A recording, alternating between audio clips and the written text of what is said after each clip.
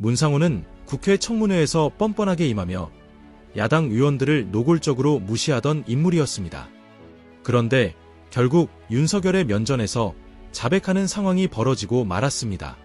상상해 보십시오.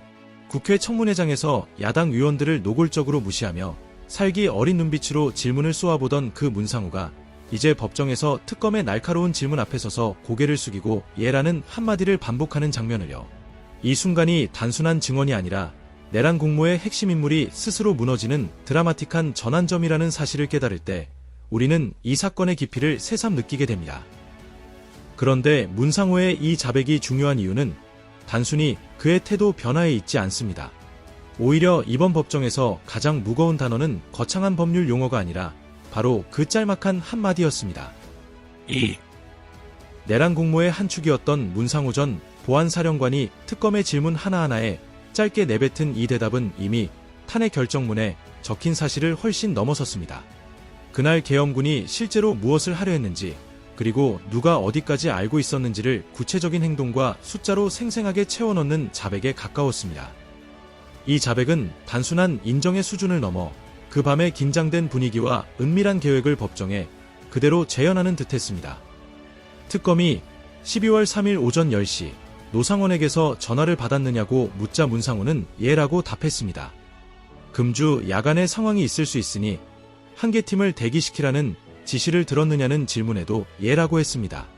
이 대답만 들으면 어쩌면 평범한 군사적 대비처럼 들릴 수도 있겠죠. 하지만 이어진 진술은 완전히 다른, 더 어두운 그림을 드러냅니다.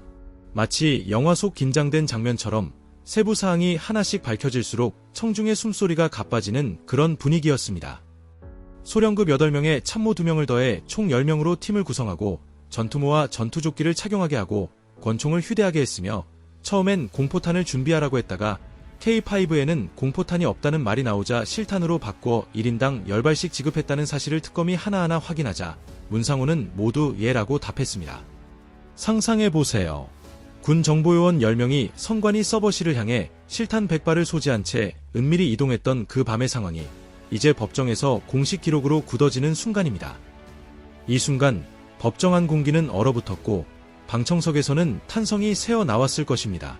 문상호는 세부 내역은 굳이 말할 필요가 없다며 끝까지 버텼지만 이미 다른 장교들의 증언과 조서가 특검에 의해 제시되자 결국 자신이 어떤 지시를 내렸는지 한 줄 한 줄 인정할 수밖에 없었습니다.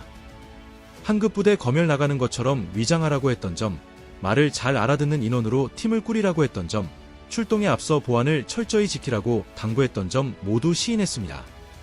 계엄 시나리오 문건에서나 보던 문장들이 실제 지휘 계통을 타고 내려간 생생한 지시였다는 것이 드러난 셈입니다. 이 부분을 듣는 순간 우리는 이 계획이 단순한 상상이 아니라 실제로 실행 직전까지 갔던 치밀한 음모였음을 깨닫게 됩니다. 그런데 이 증언 직후 윤석열은 전혀 다른 세계에 있는 사람처럼 말을 이어갔습니다. 문상호 신문이 끝나자마자 재판부에 의견이 있다며 직접 발언권을 요청한 윤석열은 군이 선관위에 가서 뭘 한다는 건 근본적으로 불가능하다는 말을 반복했습니다.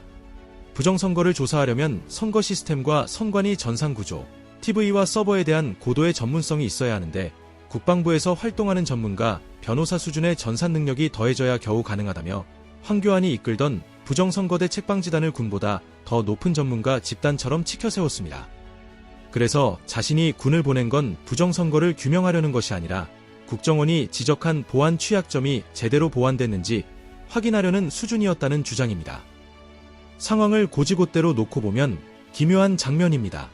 한쪽에선 전직 정보사령관이 실탄 10발씩 지급하고 오늘 밤 상황이 있을 수 있다며 소령급 8명 포함 10명을 대기시켰다고 인정하고 있습니다.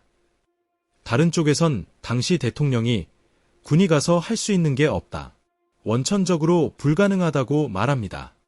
계엄군 투입은 이미 탄핵 결정문과 군사법원 기록으로 확정된 사실입니다. 그 투입을 지시한 정치적 책임자가 이제 와서 원천적으로 불가능한 일을 시켰기 때문에 큰 의미 없다는 식으로 말하는 겁니다. 이 모순된 장면은 권력의 이면을 적나라하게 보여주는 드라마 같은 순간이었습니다. 이 장면에서 눈여겨봐야 할 점은 두 가지입니다. 첫째, 윤석열이 여전히 부정선거 음모론의 세계에서 벗어나지 못하고 있다는 사실입니다. 그는 헌재 심판 과정에서도 비슷한 주장을 했고 헌재는 이미 타당하지 않다고 정리했습니다. 그럼에도 이번 재판에서까지 황교안 부방대를 언급하며 군대의 선관위 난입을 선거 공정성 확보를 위한 선의의 조치로 미화하려는 모습입니다. 그러나 헌재가 지적했듯 선관위의 독립성을 보장해야 할 대통령이 군을 보내 청사에 무단 진입하게 한 순간 그것은 그 자체로 헌법 질서를 정면으로 거스른 행위입니다. 이유는 두 번째 문제입니다. 군동원 그 자체가 이미 선을 넘은 겁니다. 이 점을 이해하면 이 사건이 단순한 정치 스캔들이 아닌 민주주의의 위기였는지 알 수 있습니다. 둘째, 윤석열이 스스로 책임을 줄이기 위해 택한 방어 논리가 결국 자신을 떠받치던 군인들을 하나씩 무너뜨리는 방향으로 작동하고 있다는 점입니다. 군이 가서 할 수 있는 게 없다. 장관에게는 보안 점검 정도만 지시했다. 구체적 작전은 김용현과 군이 알아서 했다는 취지의 발언은 듣는 사람 입장에서는 결국 이런 메시지로 들립니다.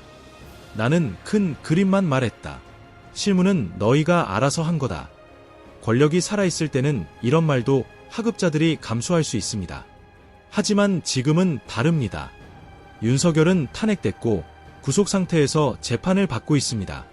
자신을 위해 움직였던 군인들은 각자 내란죄, 직권남용, 개인정 보유출 등 혐의로 법정에 서 있습니다.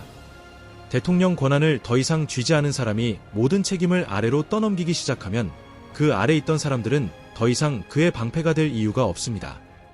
이 순간 충성의 대가가 배신으로 돌아오는 아이러니를 목격하게 됩니다. 문상호의 변화는 바로 이 지점에서 읽어야 합니다. 많은 시민들이 기억하시듯 그는 국회 청문회에서 박선원 의원 등 민주당 의원들을 향해 노골적인 무시와 기싸움을 드러냈습니다. 살기 어린 눈빛으로 질문에 대꾸하며 자신이 상황을 통제하고 있다는 듯한 태도를 숨기지 않았죠. 청문회 후에는 박선원 의원에게 전화를 걸어 수고하십시오, 충성이라며 피아냥 섞인 인사를 했다는 얘기까지 나왔습니다. 그때까지만 해도 문상호와 그 주변 군인들은 계엄이 성공할 가능성을 진지하게 믿고 있었을 겁니다. 설령 정권이 흔들리더라도 군 조직과 검찰, 사법부 일각이 버텨줄 것이라는 자신감이 그런 태도를 가능하게 했습니다. 그랬던 인물이 이제 법정에서는 특검이 제시하는 진술조서와 다른 장교들의 증언 앞에서 점점 말을 바꾸고 있습니다. 야구방망이와 케이블 타이 용도에 대해서는 위협용 정도로 기억난다며 끝까지 구체적 설명을 피하려 했지만 소령급 8명과 요원 2명을 소집해 집결시킨 사실, 1인당 실탄 10발을 지급한 사실, 오늘 밤에 상황이 있을 수 있다며 대기 지시를 내린 사실은 부정하지 못했습니다. 이 핵심 사실들은 부정할 수 없는 증거 앞에서 드러나며 전체 사건의 윤곽을 더욱 선명하게 만듭니다. 이런 흐름은 앞으로 더 본격화될 가능성이 큽니다.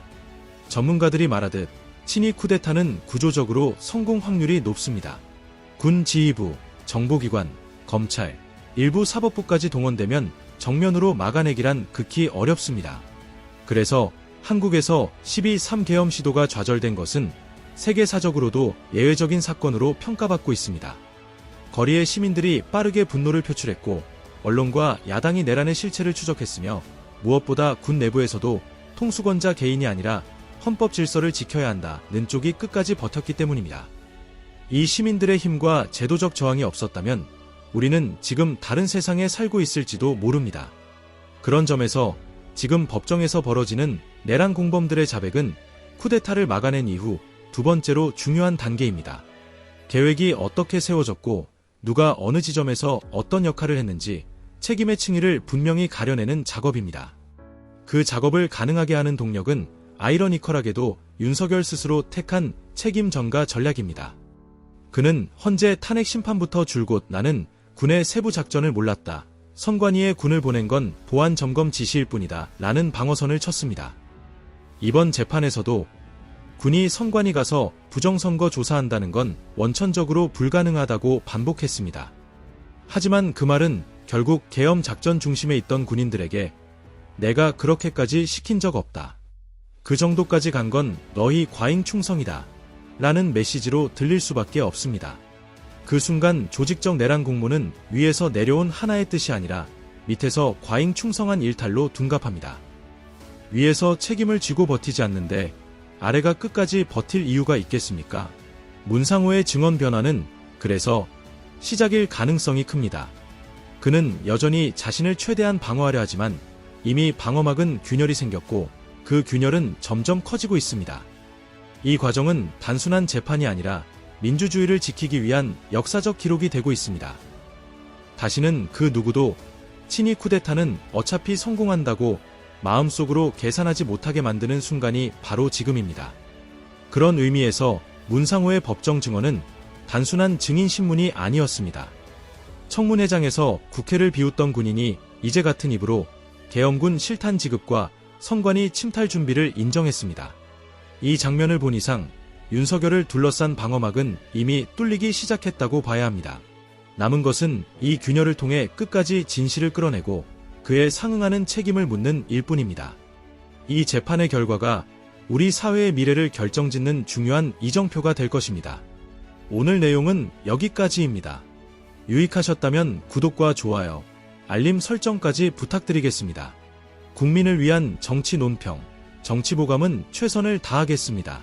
감사합니다.